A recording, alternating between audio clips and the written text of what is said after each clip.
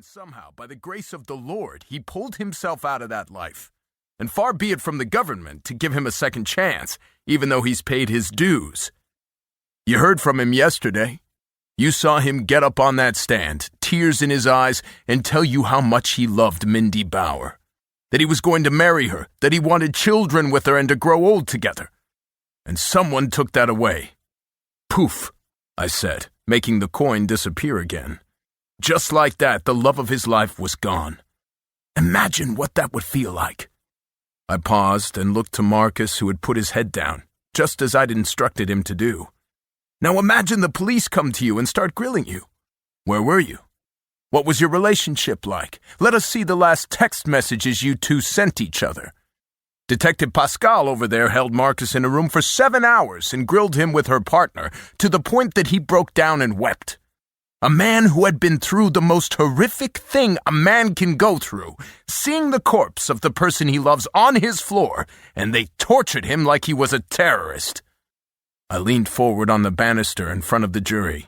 I didn't like to invade their space. Jurors hated that. But I also knew that after 5 days of gruesome photos, a recording of a heartbreaking 911 call by a neighbor, and a medical examiner who'd gone into excruciating detail about the strangulation, they were beaten down and numb.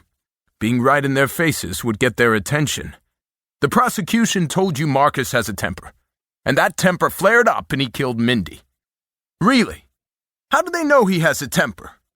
Have you seen it? Have you heard from a single witness anything that indicates he has a temper?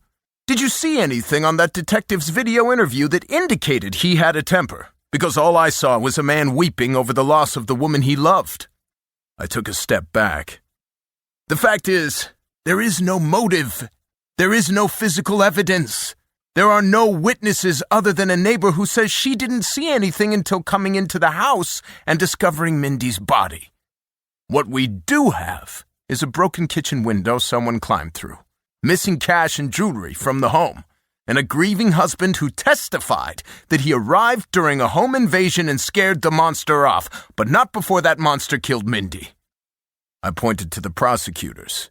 They have nothing here but circumstantial evidence and a hope that they're right.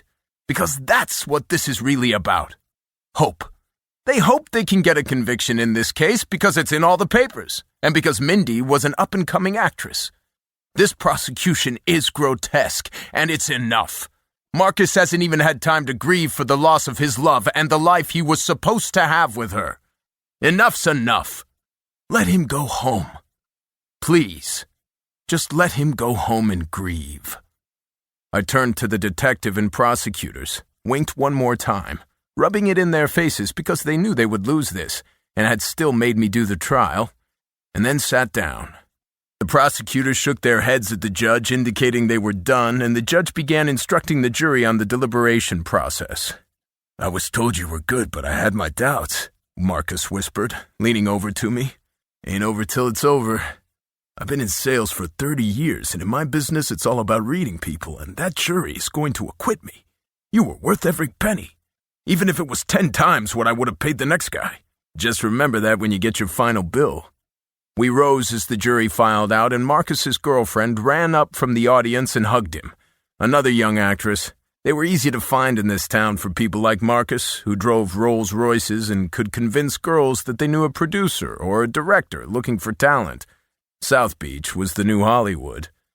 I left the crowd and went to the bathroom, small but paneled with what I was sure was imported wood and accented with brass shine to a gleam. It'd be a shame for the country's wealthy to have to tolerate an average bathroom. I was splashing water on my face when the door opened and Detective Pascal walked in. She wore the leather jacket I had bought her for her birthday. She leaned against the sink next to mine and folded her arms. "He's gonna walk," Sarah said. "Yes, he is." "Would it be too presumptuous of me to ask if you felt bad?" You know my emotions never come into it. "Oh, I know, Tatum. That's why we broke up. You're like a block of ice, and that says a lot coming from a cop." I thought we broke up because you were having sex with your partner. A man walked in just then. Sarah said, "Find another bathroom." The man glanced between the two of us and left.